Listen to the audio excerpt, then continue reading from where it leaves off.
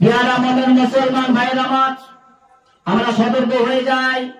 জলসা মাহফিল ওয়াজ আমরা অনেক শুনেছি, অভাব হচ্ছে আমলের। সেই আমলের জায়গাটা আমরা পরিপূর্ণ করি। আমরা নিজেদেরকে সতর্ক হয়ে যাই। কুল্লু নাফসিন যায়কাতুল মাউত, আমার আল্লাহ তাবারক তাআলা জানিয়ে দিয়েছেন প্রত্যেকটা নফসের মৃত্যু হবে, মৃত্যুর স্বাদ চাখাতে হবে। তাহলে আমরা মানুষের জন্ম নিয়েছি, পশু পাখি কীট পতঙ্গ সবার মৃত্যু আছে, আমাদেরও মৃত্যু হবে। আমরা জলসা মাহফিল বক্তব্য বায়ান শোনার আর অভাব নেই। অভাব যেখানে ছিল সেখানে রয়ে গেছে।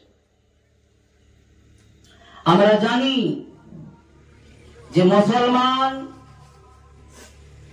এরা পারে না চুরি করতে, কিন্তু এরপরেও জেলখানাগুলোয় গিয়ে দেখুন মুসলমানের সংখ্যা বেশি। কথাটা ঠিক না বলি? মিথ্যা? কি এটা আওয়াজ দেবেন, আমার কথা একটু আওয়াজ দেবেন। আমরা জানি মানুষ হত্যা করা, খুনাখুনি করা ইসলামে না, এটা মহাপাপ। তারপরেও দেখুন জেলখানাগুলোই খুনের আসামি হিসাবে মুসলমান তারা জেল খাটছে। খোঁজ নিয়ে দেখুন যে আল কাটাকাটি নিয়ে বিবাদ হতে হতে এমন একটা জায়গায় পৌঁছেছে সংঘর্ষ, সেই সংঘর্ষ বাড়তে বাড়তে রক্তাক্ত অবস্থা, ব্যাস মার্ডার হয়ে গেছে। রাগের বশে দিয়েছে মাথায় ঠেঙিয়ে, ব্যাস। আমরা জানি মুসলমানের যুবক, মুসলমান যেদিকে মুখ করে আমরা ইবাদত করি, কোন দিক? পশ্চিম দিক। লক্ষ্য কাবা, জোরে বলেন কাবা। সেই কাবা বাইতুল্লাহ, কাবা শরীফ, কাবা শরীফের দিকে মুখ করে আমরা ইবাদত করি। সেই কাবার দিক অর্থাৎ আমাদের দিকে পশ্চিম দিক, ওই পশ্চিম দিকে মুসলমান পেচ্ছাপ পায়খানা ফিরতে পারে না। কি আমরা জানি তো নাকি এই বিষয়টা? কথা বলেন। তারপরেও কিন্তু আমাদের দিক থাকে না, দিক নির্ণয় না করে আমরা পেচ্ছাপ করতে বসি। কথাটা ঠিক বললাম না ভুল বললাম? অনেক নজরে আসে, নজরে পড়ে। ভুলবশত অজানা জায়গায় গেছেন, সেইখানে আমার দিক জানা নেই, সেটা আল্লাহ ক্ষমা করবেন। কিন্তু জানা অবস্থায় আমরা এইখানের স্থানীয় মানুষ যারা আছি, আমরা জানি আমাদের পশ্চিম দিক কোনটা। তো সেই দিকটা লক্ষ্য না করে আমরা যদি পেচ্ছাপ করি, থুতু ফেলি, কিয়ামতের মাঠে আমরা কি জবাব দেব? আল্লাহর কাছে কি জবাব দিতে হবে? আমাদেরকে জবাবদিহি হতে হবে আমাদেরকে সকলকে। তো সেই জন্য সেই পশ্চিম দিকে থুতু ফেলা, পশ্চিম দিকে পেচ্ছাপ পায়খানা, অনেক মুসলমানের বাড়িতে যে পায়খানার প্যান গুলো বসানো আছে, এই ছোট ছোট বিষয়গুলো আমাদের আলোচনা করা হয়নি। এই ছোট বিষয়গুলো হলেও খুব গুরুত্বপূর্ণ বিষয়। যখন পায়খানা ঘর আমরা করি, পেচ্ছাপখানা যখন আমরা করব, আমরা দিক নির্ণয়টা করে নেব যে পশ্চিম দিক যেন পেছন বা সামনে না হয়ে যায়। এই দিক লক্ষ্য না করে এমনও কিছু মুসলমানের বাড়িতে আমরা বিভিন্ন জায়গায় মাহফিল করতে গিয়ে, জলসা করতে গিয়ে নামাজ পড়লুম, যেই দিকে পেচ্ছাপখানায় ঢোকার পরে দেখছি সেই দিকেই আমাকে মুখ করে বসতে হচ্ছে বা পেছন করে বসতে হচ্ছে। খেতে খেতে বাড়িওয়ালাকে জিজ্ঞাসা করলাম, বলে মিস্ত্রি ভুল করে ফেলেছে, ওটা কি করব, সমস্যায় আছে। আমি ওটাকে তাড়াতাড়ি ঘোরানোর ব্যবস্থা করো, না হলে অপরাধ করছেন। কারণ জেনে যখন গেছেন, আমার দায়িত্ব ছিল জানানো, কিন্তু আপনি আগেই জেনে গেছেন হয়ে যাবার পরে। কেউ হয়তো আপনাকে বলেছে বিষয়টা, অতএব ওইটাকে তাড়াতাড়ি সংশোধন করুন। আমার মনের মুসলমান ভাইরা, তো আমরা জানি, আমরা এও জানি যে মুসলমান মদ পান করতে পারে না আমাদের জন্য, যেমন শুয়োরের গোশত। এখন বলবেন উজু অবস্থায় আপনি মেহফিলে করে বসে শুয়োরের নাম নিলেন মানে উজু কেটে গেল। অনেক মুসলমানের ধারণা। কি ধরা ঠিক বললাম না ভুল বললাম? কিন্তু আল্লাহর কোরআনে খিনজির, আমার আল্লাহ পাক কোরআন পাকে এই শুয়োরের কথা বলেছেন। আমরা বাংলায় যেটাকে বলি, আরবিতে সেটাকে খিনজির বলা হয়। এই শুয়োরের গোশত খাওয়া আমাদের জন্য নিষিদ্ধ করা আছে কোরআন পাক। তাহলে এই আয়াত যদি নামাজে পড়ি, তাহলে কোরআন শরীফ আমাদের পবিত্র কিতাব, তার মধ্যে লেখা আছে। এখন আমি মুখে আমার ভাষায় বললাম জল আর পানি একই বিষয়, মাংস আর গোশত কি আলাদা? একই বিষয়, যে যেভাবে ডাকে।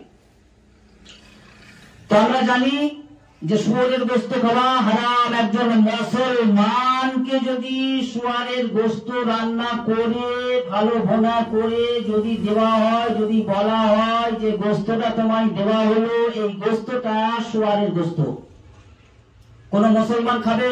আওয়াজ দিয়ে বলেন, আওয়াজ দেন জোরে। খাবে না। আমাদের টনটনে জ্ঞান আছে এটা আমার জন্য নিষেধ, এটা আমার জন্য হারাম। সেই মুসলমানের ঘরের যুবক, সেই মুসলমান মদ্যপান করে, যেমন ওটা এটাও ঠিক তদ্রূপ। কি করে করতে পারে? কি করে সম্ভব? তাহলে শুয়োরের গোশত খাওয়া যেমন নিষিদ্ধ হারাম, মদ্যপান করা ঠিক তদ্রূপ ভাবে নিষিদ্ধ হারাম। আরে নামাজ আপনাকে জান্নাতে নিয়ে যেতে পারবে না, এটা বাধ্যতামূলক আপনার আমার জন্য, ফারজাইন। এটা প্রত্যেকটা মুসলমানের জন্য। যখন ইসলাম গ্রহণ করবে, একজন বালেগ নারী হোক পুরুষ হোক, এর জন্য ইবাদত করতে হয়। সেই ইবাদতের একটা আছে নামাজ।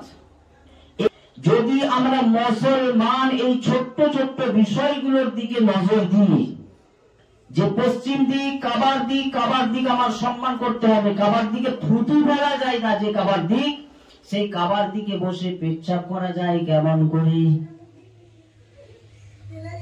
সেই কাবার দিকে বসে পায়খানা করা যায় কেমন করে, যায় না। পেয়ারা ভাইরা আমার, অনেক যুবক ভাইরা বলে ব্যবসা করছি, অনেক পরিশ্রম করছি, কিন্তু আয় রোজগার পাচ্ছি না, বরকত হচ্ছে না। ভাই কি করেন? কাজ করি, মাশাআল্লাহ, যে বেতন পাই কোন রকম ভাবে চলে যাবার কথা, আয় রোজগার হচ্ছে না, কি ব্যাপার? ভাইজান নামাজ পড়েন? না ভাই নামাজ পড়তে পারিনি, জুম্মার দিন কোন রকম ভাই কোন রকম ছেড়ে যায়। আচ্ছা আচ্ছা ভাই, পাক পবিত্র থাকার চেষ্টা করেন, পাক থাকেন? মানে পাক পবিত্র বলতে যেমন পেচ্ছাপ করে পানি নিতে হয়, এটা মুসলমান সবাই জানে। তো আল্লাহ না করুক মৃত্যু কার কখন হবে আমরা কেউ জানি না। হঠাৎ করে একটা মাইয়েত হয়ে গেল, সেই মাইয়েতটাকে রাত্রি 12টার মধ্যেই জানাজা করে দাফন করে দিতে হবে।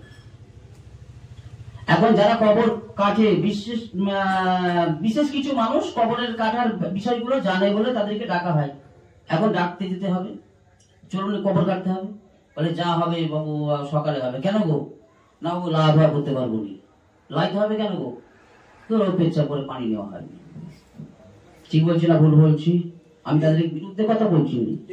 আমি চাইছি যে মুসলমান সবসময় পাক থাকুক, পরিষ্কার থাকুক। যখনই প্রয়োজন হবে মসজিদে চলে যাবো উজু করে। আমার শরীর পাক আছে, তো শরীর পাক আছে মানে আমি মসজিদে যেতে পারবো। শরীর পাক আছে, কেতাব ধরার প্রয়োজন আছে, উজু নেই, উজুটা করে আপনি কেতাব ধরতে পারবেন, কেতাব পড়তে পারবেন। কিন্তু সামান্য একটা ছোট্ট বিষয়, পেচ্ছাপ করে পানি না নেওয়ার কারণে আপনার যতক্ষণ পর্যন্ত আবার সেই গোসল না করছেন, পরিষ্কার না হচ্ছেন, জামা কাপড় চেঞ্জ না করছেন, ততক্ষণ আপনি এইসব করতে পারছেন না। তাহলে একটা মুসলমান কি করে পারো এই কাজগুলো করতে? যেদিকে খুশি বসে যাচ্ছি, পানির কোনো ব্যাপার নেই। আরে বাবু, যেটা পেচ্ছাপ বেরোচ্ছে সেটা তো জীবাণু বেরোচ্ছে। কি বলেন? জীবাণু নয়।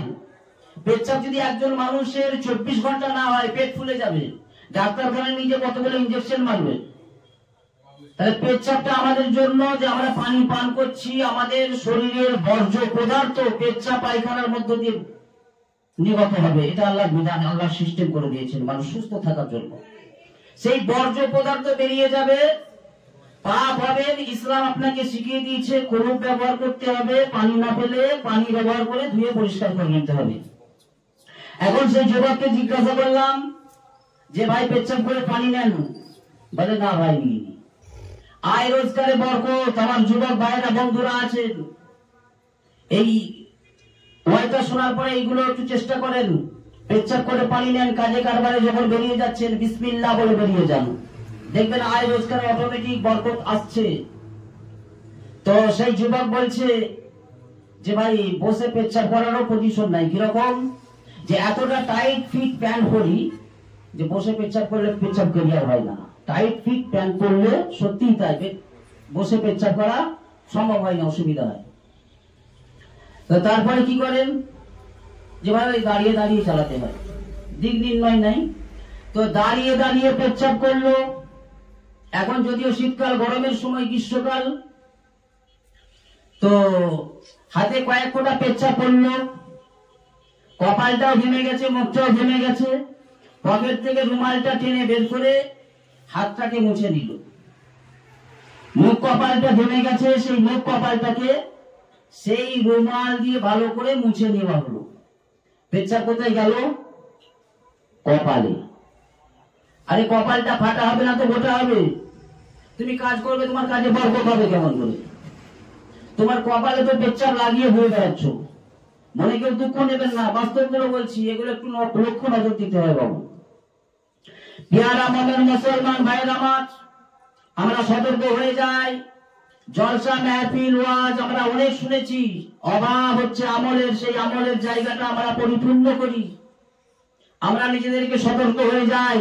কুল্লু নাফসিন যায়কাতুল মাউত, আমার আল্লাহ তাবারক তাআলা জানিয়ে দিয়েছেন প্রত্যেকটা নফসের মৃত্যু হবে, মৃত্যুর স্বাদ চাকাতে হবে।